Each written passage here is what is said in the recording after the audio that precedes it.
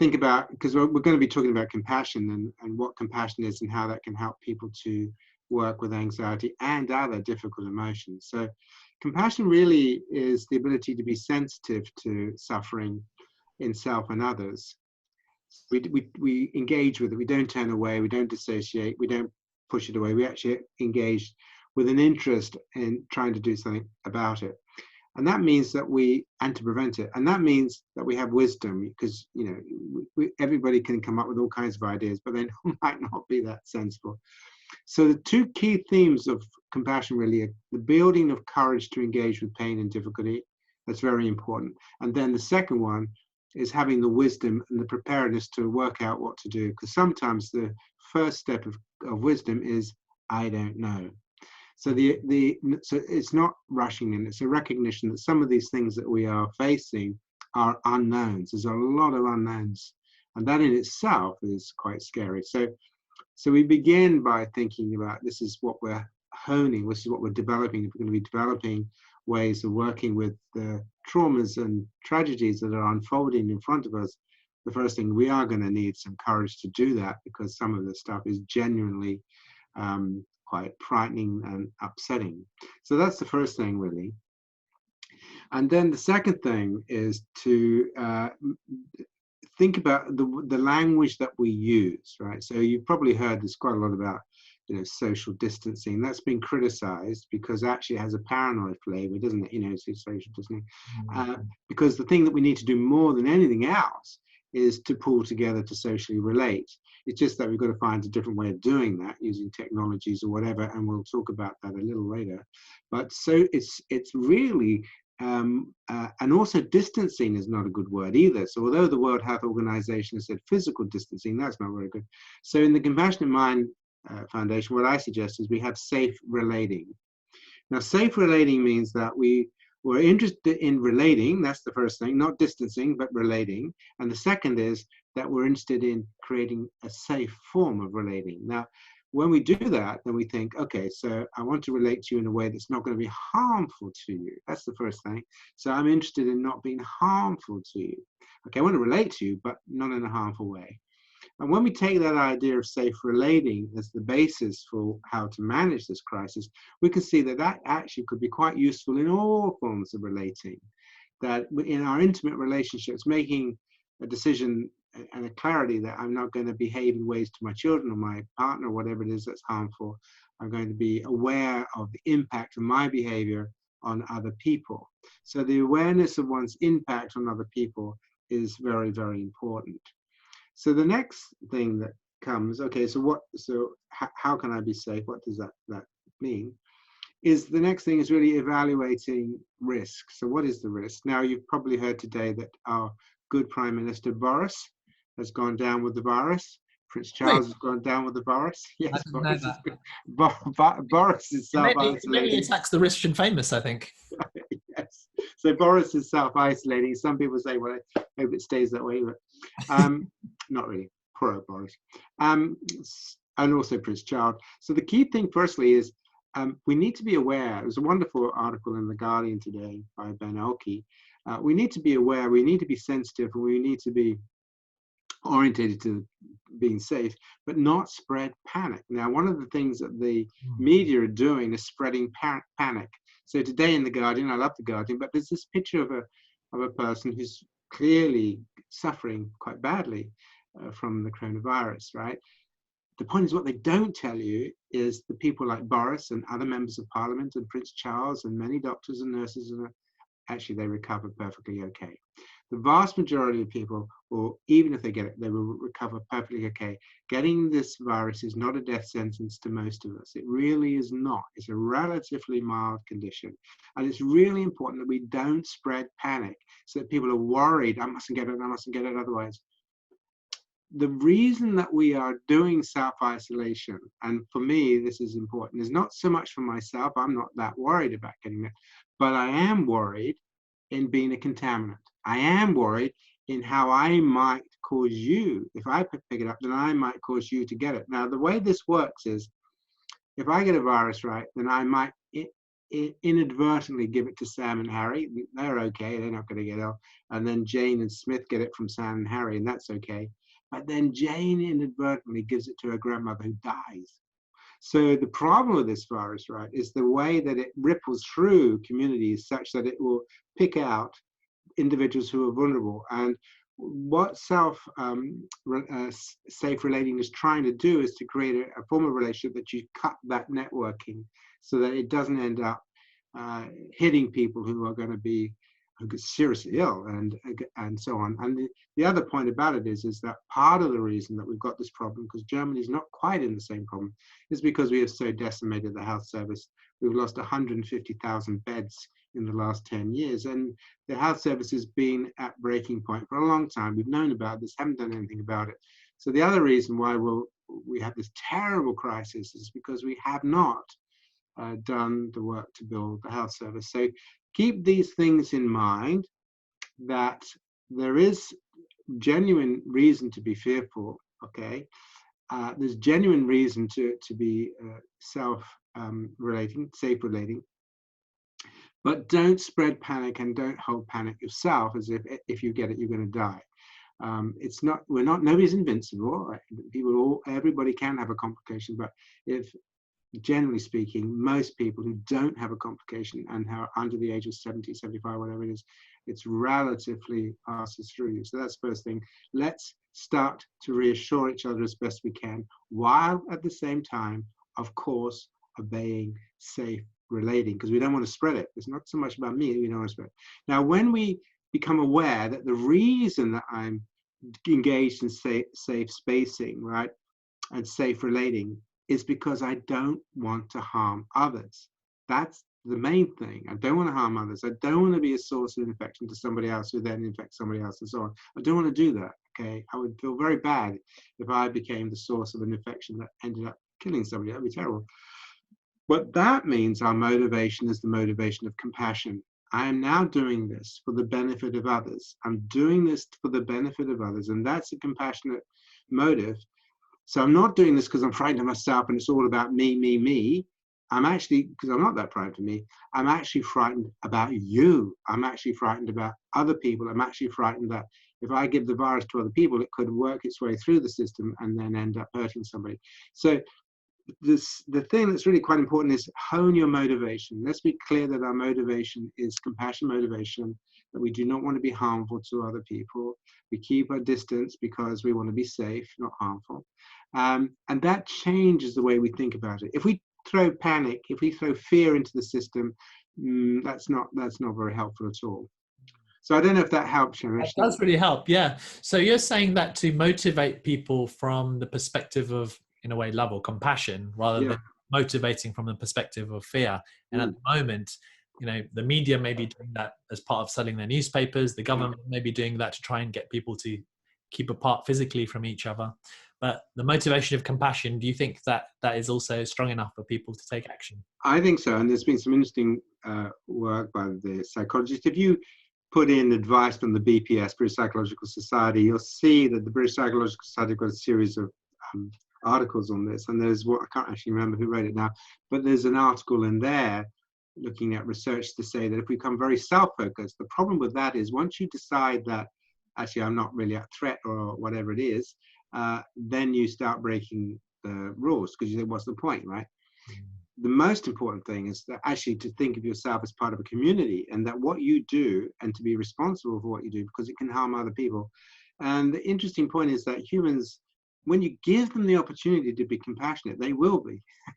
They can be. Not everybody, of course, there are people who are not so compassionate, but really focusing on this compassionate motivation. Because if you only use fear, then there are some people who will override that for sure. And that self-focused motivation sometimes doesn't work in the way that people want it to work. And also, I suppose if you're being motivated by fear, then there's a lot of mental health challenges that come with that, both for ourselves and for the nation as a whole. And that may have even more of an impact, I guess. That's a brilliant point, actually, because yes, because there are also, if we motivate people to be very frightened, you know, I mustn't get you because it'll kill me. That there are a number of people in our community who will pick up on that, and that will really activate their threat systems and anxieties. And that's a great tragedy, right? That's a great tragedy because life is scary enough as it is. But it's about how we keep our understanding of risk to be appropriate. And that means we also have to keep informed about the virus and what it does, and those people who are at risk, because they're the ones that really need protecting and caring for, of course. And do you think that this challenge, like yesterday evening on our street, everyone was clapping for the National Health Service and for carers. So there was a sense of people coming together and seemed like an act of compassion in a way, or an act of kindness and solidarity. Do you think that challenges like this can bring the country or the world together as well and actually increase compassion? Well, I think the point about it is that's why I'm very keen that people understand the motivation, right? Because if you think the motivation is just fear-based about you, that's a neoliberal kind of view, and that isn't going to help us in the years to come. If, on the other hand, we have got it in our minds that, no, we need to look after each other. We need to be aware of what we do to other people. We need to be aware of our behavior in relation to others, and we need to come together to mutually support each other to create a better world. We cannot continue to allow our governments to rip the heart out of our health service and so forth. We must come together and build a society that we all want to live in, that's good for everybody. So this is really important, pulling us away from this me first, just focused in on myself, to thinking about this. Now, the point that you make is very, very important, that we are now able to appreciate the extraordinary behaviors of some of the caring staff, the medical staff, and so on and so on. From their point of view, they're dealing with outstanding stresses. I mean, they've got people who are coming in, they're exhausted, people are dying, obviously, at a rate many of them were never seen before. Some of these places are short of respirators, and they know they could have saved them, but they can't because they don't have the respirators. Relatives obviously get unhappy, some get angry, some get sad. So they're dealing with extraordinary stresses day in, day out, day in, day out. So I think it is very important we applaud them, but not kind of put them up there as these heroes that are just kind of like on the shining armor. These individuals also need a considerable amount of support from us as best we can. So value them by all means. That's very, very important. But realize these are human beings too. And these human beings too can be anxious and upset and unhappy as well. So I think treating our staff with respect and recognizing that these are human beings who show an extraordinary amount of courage, but are also being put through extraordinary stresses. That's a really, really good point. Yeah. Someone's been asking here on the chat about your 3 emotional systems, and she said that she shares it with others and finds it really powerful. Do you want to just talk a little bit about that model that you kind of developed and that people have found very helpful to share with others, and how this current challenge for the world fits into that model, maybe just on an individual and global level? Yeah, I think so. When we have a look at things from an evolutionary point of view, we always want to understand the function of something, right? So what's the function of your heart? What's the function of your kidneys? What's the function of your liver? And what do your legs do? So evolution builds systems that have functions. So then if you go into the brain, what's the function of your brain? And what are the functions of your emotions? Now, in the way that we work, okay, we identify 3 basic functions of emotions. Now, emotions are designed to come on, take control of your body, focus your attention and your thinking, so you'll take action, okay? So the 3 functions, what are the 3 functions? So one function is to defend you. It's your protection system. It's your psychological immunity, if you want. So if you see a threat, like a lion or something, the idea is that your body will immediately click into that, your heart rate will go up, you start breathing fast so that you can run away, okay? It's automatic, you don't learn it, it's biologically wired into you. On the other hand, if somebody is annoying you, then you might have a flush of anger. So that's another major threat emotion. The fear and anger are 2 major threat emotions, and disgust is an important one as well. So we have a whole series of emotions that are linked to the 2 big ones, anxiety and anger. These are your 2 big ones, and they really take up more processing power in your brain than any other emotion, because they're the big ones. Because if you don't defend yourself, then that's the end of the game, obviously. So those are very highly easily triggered, and they will. Is anxiety part of that system, would you say? Yeah, that's right. So and anger is important as well. Then the second system, where am I? Can't count. The second system really is when you're not under threat, you're not having to deal with threat, you're going to have to deal with the tasks of living. This means going out and finding food, socializing with others, finding a mate, bringing up the kids, and so on and so on. And these emotions then are emotions of what we call drive and excitement and doing and achieving. And they're very important emotions too. And sometimes when people become depressed or whatever it is, those emotions tend to get tailored down. They'll do things, but mainly because they have to. They don't get a lot of pleasure. They don't know how to get pleasure and do things that give them a sense of joy and excitement. But the joy and excitement emotions are extremely important. Okay, so those joy and excitement emotions are very important. And then the third system is very interesting, and this is the one that has often been ignored. And this is the system which is called the rest and digest system. Now, this system is designed to balance the other two, so that when you're no longer under threat and you're not needing to achieve or do anything, you can go into a state of rest where the body literally slows down. Many of your organs slow down, your heart rate slows down. There's an improvement in your immune system, changes in how your gut works, and so on. And part of the rest and digest system uses a system called the parasympathetic system, which is basically a calming. It's not quite straightforward as that, but basically a calming system. So, okay, so you've got two types of activating system. One is threat, and the other is drive. One is anxiety, anger, and the other one's excitement. But you've also got a system which is about slowing and calming and grounding. Now, that system operates in lots of complicated ways, but one way in which it operates is obviously when you're not wanting to achieve things and you're not under threat, you can just calm. But the other way is through social relationships. Now, it turns out that social relationships are important for all three systems. So, for example, if your child becomes ill, you're going to be very anxious. On the other hand, if your child achieves their degree or something, you're going to be excited for them. And if your child is distressed, you might want to calm them and soothe them and settle them. So how do we use this system, which we call the rest and digest system, or a settling system, or a soothing system? How can we use that deliberately, on purpose, when our threat system is going nuts, when it's driving away and we're very anxious and so forth? So there are a number of things that we can do to get the parasympathetic system to support us and help us when the threat system is sounding all the alarm bells. So there are things like breathing, okay, grounding in the body, using your body to support your mind. And there are various exercises that you can do, but the basic one is to slow and deepen the breath as much as you can, focusing on the out breath, focusing on the sensation of the body slowing down as you breathe out. Now, we normally start off with the 5 and 5. That's a 5-second in, hold for 2 seconds, and 5-second out. And you're focusing on the rate, the rhythm, and the depth of the breath. Those are the three key things. You know, the rate is 5 seconds in, 5 seconds out.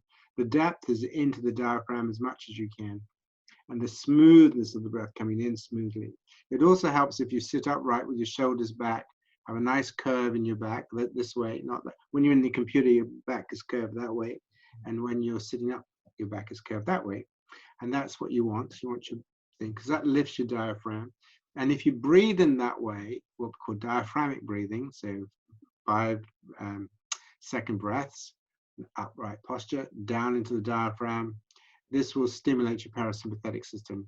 Now, there are many other ways of stimulating your parasympathetic, such as, cold water on the face and so forth. And you can go onto the web and you'll see many, many things there that you can do to stimulate your vagus nerve, your parasympathetic part of the parasympathetic system, and you can practice that. So that's using your body to support your mind.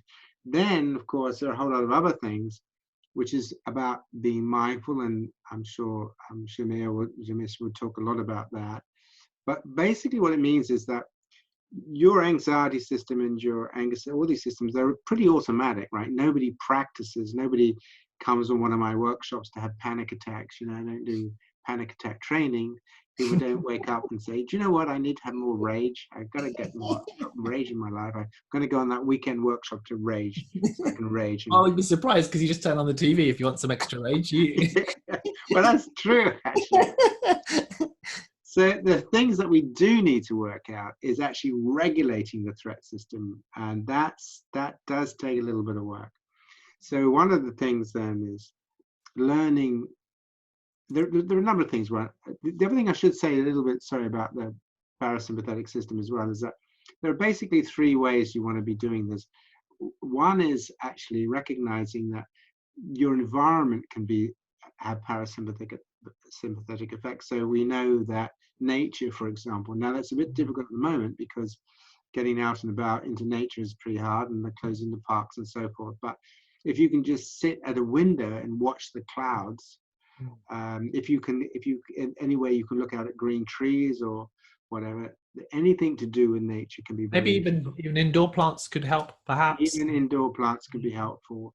Maybe listening to music of a forest. We know that listening to music of a forest, or listening to the music of a gentle lapping sea, and just allowing yourself to kind of engage. These can be quite useful stimuli so creating an outside world, stimuli in the outside world. The second thing is your relationships are phenomenally important for regulating your sympathetic nervous system. And what that means, parasympathetic nervous system, and what that means is that if you're communicating with people by Skype, communicating with people, try not to use text so much. Try, if you can, to use Facebook, where people can see your face and hear your voice, right? You can have conversations with people. So FaceTime, or whatever you use on an Android, is very, very important. And do try to do that as often as you can during the day. Stimulate conversations with your friends or your neighbors, or people who you know are lonely or whatever it is. Have conversations using technology, but not just by texting. Actually, they can see your face and hear your voice. That's extremely important. It's a little bit more tricky with the elderly who are not so tech savvy or may not know how to do that. And so that's a different problem. But the key thing is value your relationships and build your relationship. You've got plenty of time. You're stuck in the house. So spend time on your Facebook or whatever it is, talking to your friends, relating to your friends and your family, and so on and so on. So that can be very helpful. And then the third thing is, what can we do for ourselves? And that is using the body to support the mind, and also then using things like mindfulness and compassion focusing. The mindfulness is interesting because what mindfulness allows you to do is pay attention to what's going on in your mind. So, for example, if you're having a flow of very anxious thoughts, mindfulness will advise you, you'll be aware, oh, look, I'm having these anxious thoughts. And it's quite useful to tell yourself, I'm having anxious thoughts, I'm feeling anxious in my body, and my body wants to do this. All right. So this is when you observe and you label. So I observe myself, I'm feeling anxious in my body, I've got anxious thoughts, and I want to do this. These are my anxious behavior. That act of observing and labeling can itself be quite helpful. Now, the other problem with anxiety is that people are not necessarily anxious about the virus, they're anxious about their jobs, okay? Yeah. So we have a whole level of anxiety which is about the future. So not all of the anxiety we have is about our health.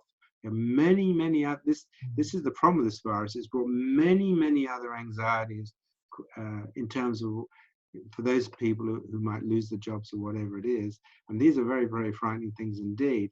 Now, again, the way you manage that is to acknowledge these are frightening. I mean, there isn't any two ways about it. Okay, these are frightening. If you're in a position where you might lose your job, these are frightening. And in the end, we have to look to the government, hope the government will do something. We hope the business will step in to kind of reabsorb people when this is all over. But of course, for middle class people, it's a lot easier because we can work from home. For working class people, it's pretty tough. And we need to be, for those of us who are able, we need to be very sensitive to the fact that, you know, working class people may be having considerable anxieties about the future. Okay, so that's important, and there isn't a magic. I would love to give you a magic, say, let's sort that all out. The key thing about that, though, is learning that if you ruminate through no fault of your own, you may well do, ruminate about what's going to happen and so on and so on, that will keep you in an anxious state. So as best you can, try to stay, what we say, present in the moment, and say, yes, it is anxious in the future, but right now, I can't do anything about that. So right now, I need to try to ground myself if I possibly can, and practice doing that. So it's not to minimize in any way the fear that we have about what's going to happen to us. It's just that given that we have this fear, what is the best way to kind of allow ourselves to ground ourselves? And I think the other point is, it's not about getting rid of the anxiety, it's about dealing with it, right?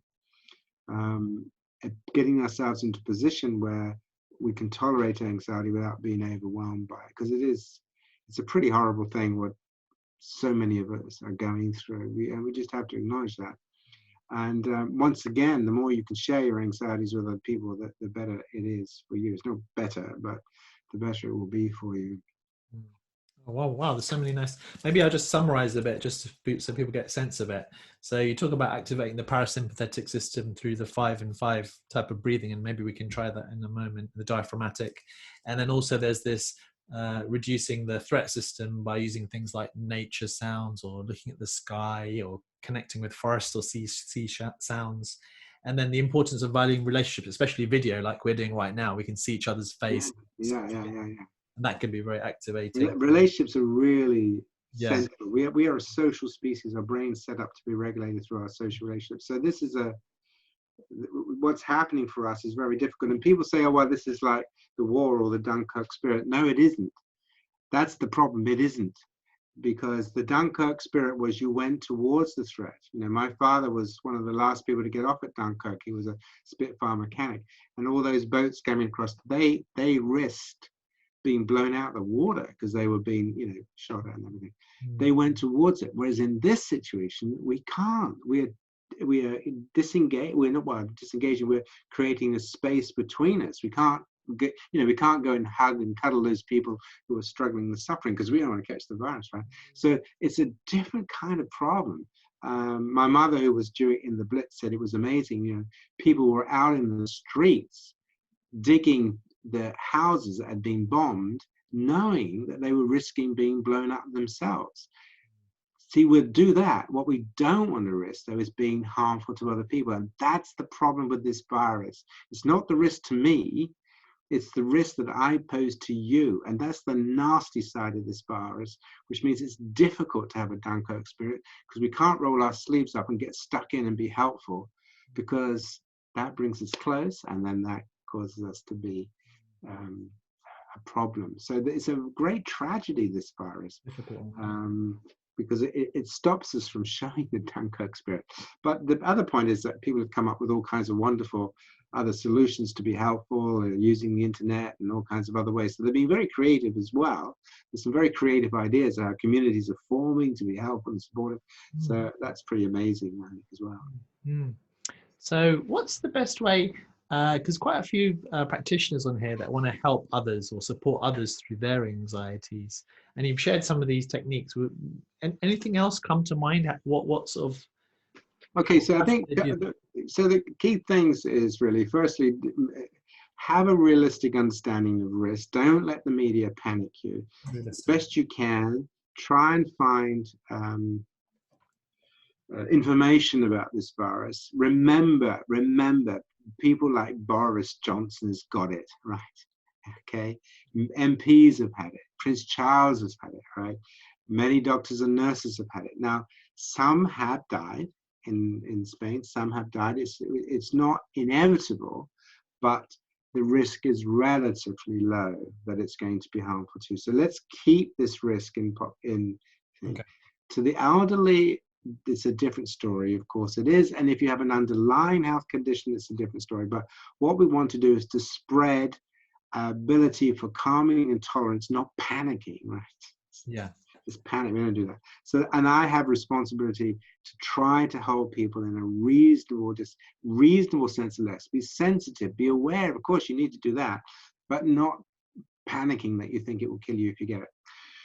Then the next thing is recognizing the other source of our threat is, of course, what's going to happen to our jobs and so on and so on. And there, that's important that we share that, we acknowledge it, and we try as best we can to work with that, and to maybe think about, well, okay, so what could I do if I lost my job? Are there any other things I can do? And also look to the government to be supportive. So those are generally practical things. And then there's the social things. Using the social relationships are very, very important. Feeling embedded in a social relationship as best you can. And of course, some people are very lonely, and that's a big worry, particularly some of the elderly. I mean, they don't have networks of social connectedness, so we need to work there. And then these other issues about, breathing and diet and all that stuff. Now, the other thing, which perhaps the last thing to say, is that also create in your mind a vision of the self you would like to be, right? So given that I'm going through this crisis, if I was at my compassionate best, if I was at my most courageous and wisest, how would I like to be? Let me imagine, let me sit here and breathe and just bring to mind this version of myself, because there's a panicking version, and saying, oh my God, and there's another angry version, and there may be a sad version, but try and work on a version of you, and practicing a version of you is, given this crisis, given the pain, given the fear, given all these things, how would you ideally like to be? If you were at your most courageous, your wisest, and so on, how would you like to be? And really thinking about you facing a crisis in a way that you would be proud of, that you would be good with. Now, that doesn't mean to say you're going to be a dick, because I'm a terrible panicker, but at least you're creating an image of that. And the third thing I would say is that, remember, in any crisis like this, there are three major emotions that you're going to have to deal with. One is anger, okay? It may well be, you like a colleague up the road had spent time to build up this little business, and they were moving in, going to paint it all. They've lost a whole lot. Colleagues who were planning to get married this weekend, finished, gone. So many people have lost a lot of very important things in their lives as a result of this. And it's a terrible, terrible tragedies. Many people have had terrible tragedies. So one of the responses to that is to be anger. Why now? Why couldn't it have been 6 months later? And all that stuff. Why didn't the government do anything? What's happening? God, why are you doing anything? You bugger stuff. All that stuff. And don't use your anger to be hostile to other people, because tragically, we do know that people from the Chinese and Asian communities have been attacked because they've been whatever. So don't project your anger onto other people. Remember, treat others, have safe relating. Don't throw that. So when we deal with anger, would you say use the parasympathetic techniques? Yes. So just understand your anger and be able to tolerate your anger. It's not to get rid of it. You have a right to be angry. Of course you do.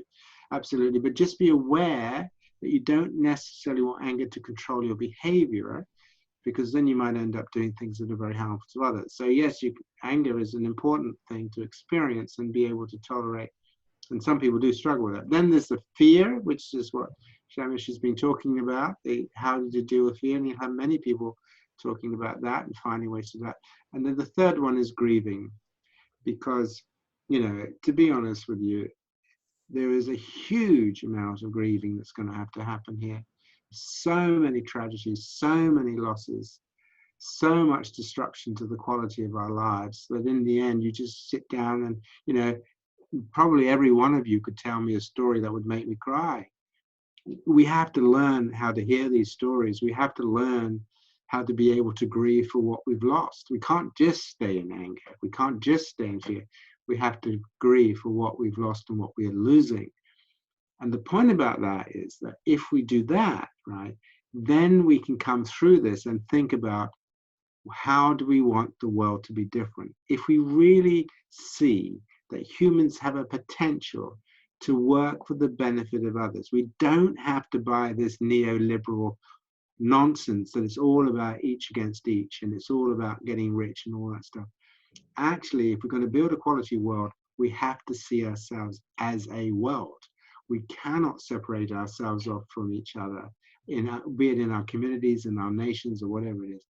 We are interdependent. What happened in a food marketing market in China is killing people in New York, Paris, and London, right? We are interdependent. We're interdependent. Climate change, we're interdependent. So we need an uprising of sentiment to stop this movement towards this competitive, me first, my country, my mine. That's enough. That is a road to ruin. It's ours. It's ours. It's ours. It's our world. It's our planet, right? It's our relationships. And the more we choose to work together and build a life that supports everyone, we need healthcare everywhere. The better we're all going to be. And that's what I'm hoping, that this motivation will gradually come through, and that will be a source, that will be something to rise from the wreckage of all that's going on now. Well, that's really powerful words for us to finish on, actually. What comes to mind is that obviously there's a lot of pain and suffering, but compassion means to suffer with, right? So with that pain, with hopefully comes that compassion, and change can happen, because compassion doesn't come without pain, right? Or suffering. Compassion is the preparedness to engage in suffering. Yeah.